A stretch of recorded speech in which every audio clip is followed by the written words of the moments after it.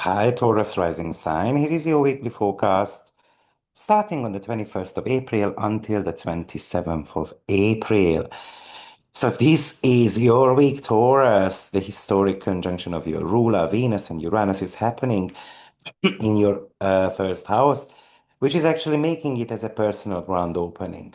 You are moving from a cycle of intense personal revolution into a cycle of focus on your finances, resources, and self-worth. Since 2018, Uranus has been in your first house, radically disrupting your sense of self, your appearance. I think you might not even recognize yourself anymore. You are showing up in a completely different way in the world. You have become a totally different person. But this high voltage energy now moves into your second house, the house of finances and self-worth. So you are moving from this identity revolution to a financial revolution. This week is about taking that unique, liberated person you have become and finally making them kind of rich in every sense of the word. Now, Amor goes into your 12th house, Eros enters your fourth house, Bacchus enters your second house. So you are feeling both private and social at the same time. Your 12th house of shadows in deep review, with Amor being there, you've got a very heavy 12th house anyway. While your fourth house of home and family is kind of like catching fire, and your second house of money is brimming with charisma and a lot of talent. So with Armor stopping in your 12th house, review your hidden fears. Start this 8-month review of what you privately hold on to that prevents you from feeling safe. And the rest of the planet would like you to do that in the 12th house as well anyway. You can really use the Eros in Leo to fall in love with your space, fall in love with a home. And if you are creative, bring that passion into your home or family dynamics. So it's brilliant for decorating the home and rearranging and so forth. And you can really use that Bacchus in your second house to enjoy your resources, buying a book, take a workshop, find a witty way to invest your money. Now, don't rush into any type of spiritual bypassing or contracts. Armor in your 12th house means a new guru, a therapy. Might be you are super excited about it, but it might be just an Aries impulse that needs a bit more thoughts. Make sure that your home life doesn't become this diva at home type of archetype because we might be demanding too much attention from our family. So we need to ensure that they are listening to us, but we are also listening to them as well. Let everyone radiate as much as they can. And Bacchus in the second house can make you craving for like stimulation through purchases. So because you want to feel safe somehow, or you want to feel secure. And then there could be buying a lot of things that you might not even need. Now, with Venus conjunction to Uranus, like I said, it's a grand finale of Uranus in your house, the house of self. So you might have a sudden, shocking desire to change your look, your name, your life path. It's a lot of clarity about the last 7 years as well. But if you have been stuck in an old version of yourself, it's asking you to walk away. The 29th degree is like a permission slip, and it should free you up. It's about investing in a fresh, bold, and unconventional look. Uranus in the first house loves the new look. And if your identity feels like it's glitching, that's just a Uranus shift. So trust the process and move forward. Upgrade your life. But don't cling to the old look. If you feel like guided to make changes in your life, don't try to save the old pattern. You have outgrown it. Don't sign any major personal contracts because this is just to, it's not in rushing into something and I'm just going to sign a contract, a financial agreement, and so forth. Maybe you want to wait a week or so. And if people are talking or you feel exposed, just stay calm because you are meant to be there. You don't have to question your right to be somewhere. The sun is in your first house as well, and it's actually clashing with Pluto in the 10th house. So there is a clash between your private need for space and your powerful transforming professional worldview. You might feel like your, inner need for like quiet is being your stability, your new sense of self is being challenged by potentially an authority figure at work. It's kind of like when they don't let you breathe, when they don't let you be yourself. So Pluto in the 10th house is changing your public truth, but it also wants you to think about how to change your career. Maybe you can use this square to cut out certain type of, like it might be motivating you to actually make a change in your job.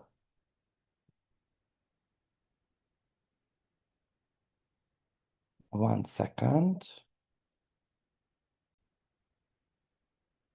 Sun and Pluto square is very much the clash of whales.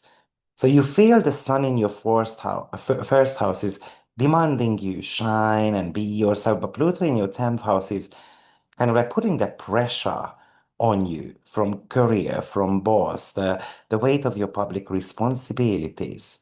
So you feel like being yourself is kind of like a threat to your professional standing, or that a powerful authority figure is trying to force you into a mold. And with Uranus and Venus conjunction also in your first house that you don't fit that mold anymore. So on one hand, this aspect is asking us to draw a hard line. If your profession demands too much, it might be crushing your spirit. So you're going to have to be able to speak up about that. Pluto is digging out the old version of your career path. So you can use this square to identify which professional structures are basically dead in your life. So you can kind of stop propping them up.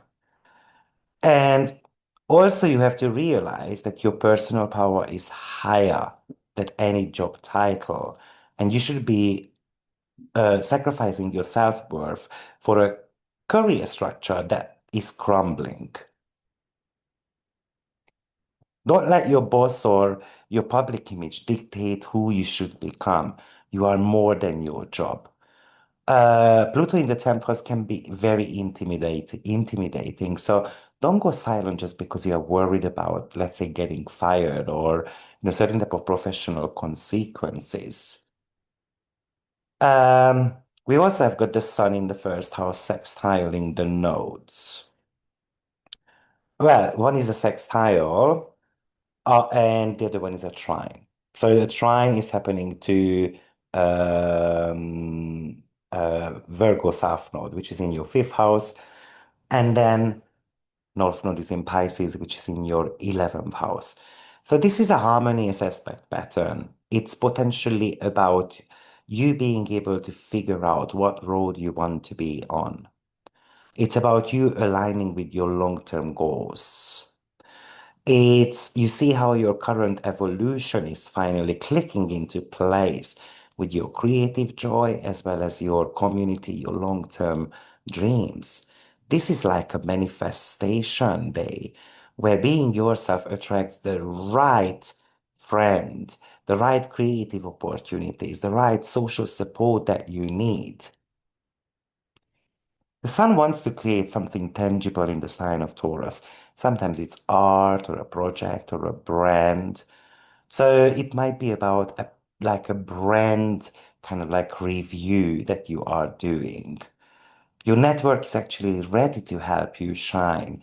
If you have an idea that expresses somehow your unique self, share it with your tribe today because they are going to be able to take it further for you. But remember, you don't need to perform or kind of like sell yourself. Just be who you are. You don't need to be completely different because your friends kind of like need this Taurus version of yourself, that grounded person, that kind and honest and sweet person. And it's okay to be like that.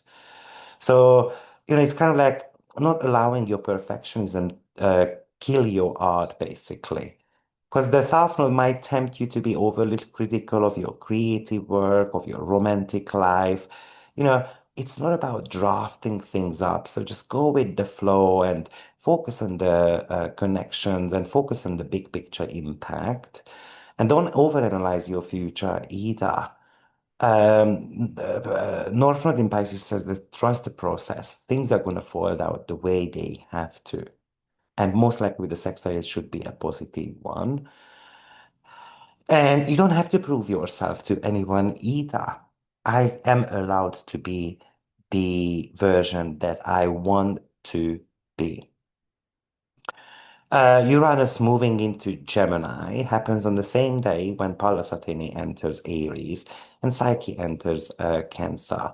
So Uranus is entering your second house. Like I said, it's a new financial person for the next 7 years. And Pallas Athene is coming up with strategies behind the scenes. And Psyche is actually nurturing your voice so that finally you can speak up about these plans. Now, I did make a webinar, a video, a very detailed video about Uranus moving into Gemini through all houses. So you might want to be visiting that video, but be open to non-traditional income streams. Uranus in the second house loves digital currencies, independent work. It's about automating your finances. You can really use that Pallas Athene to come up with a strategy, think ahead, be decisive, map out your internal space, give yourself the space that you need to kind of draw or map up these battle plans that you need to conquer your finances. And you can really use Psyche in your third house. Uh, for example, being vulnerable with others, and then it's going to be attracting the right kind of people into your life. Um, don't be afraid of a financial shift. Yes, your income might slightly become erratic, but stay flexible. Um, Paulus can be a little bit overly logical sometimes, but the 12th house is going with the flow and also being kind of like spiritually open. So don't try to turn everything into kind of like a math problem. For me, Paula Satini kind of rules math and the numbers as well. And also don't hide your needs. Like if you feel financially, emotionally insecure, talk about it. Your third house is highly sensitive with Jupiter as well as now Psyche being there. And then of course we have got other asteroids also. So make sure that you are able to talk about your needs. It might even say that we have to be able to kind of be able to ask for a favor from others. So Taurus rising this week, for me, it's about a bit of a rest. There's a strong work ethic here. It feels like that you are getting an immense pressure from work, but sometimes you're going to have to be able to rest as well. I do feel like that you have got a sense of responsibility going on and you want to get a lot of work done. But the 12 house is often pops up when we tend to be making mistakes. And with Aries, because we are rushing things through. Or you might want to be recognized, you want to get promoted, and you feel like that you have to be doing the double shifts, but it's going to be affecting you mentally and physically as well. So it might be asking you to look at whether it's worth, I don't know, that couple of $100 extra to kind of get sick, for example. It really feels like that you are mapping up your long-term career goals, and you might be hitting a couple of walls here and there, and you might get confused whether you have drawn up the right strategy and so forth. But also that strong 12th house might be telling you that I want to be spending a little bit more intimate time together with my partner. Because Mars is there as well, and Mars also rules your relationship department. But it can also cause a bit of a clash as well, because one person would like to do this and the other one might want to do something else. That's why Psyche is asking you to be able to talk about your needs also. So, good luck, Taurus, and I will see you next week. Take care. Bye bye.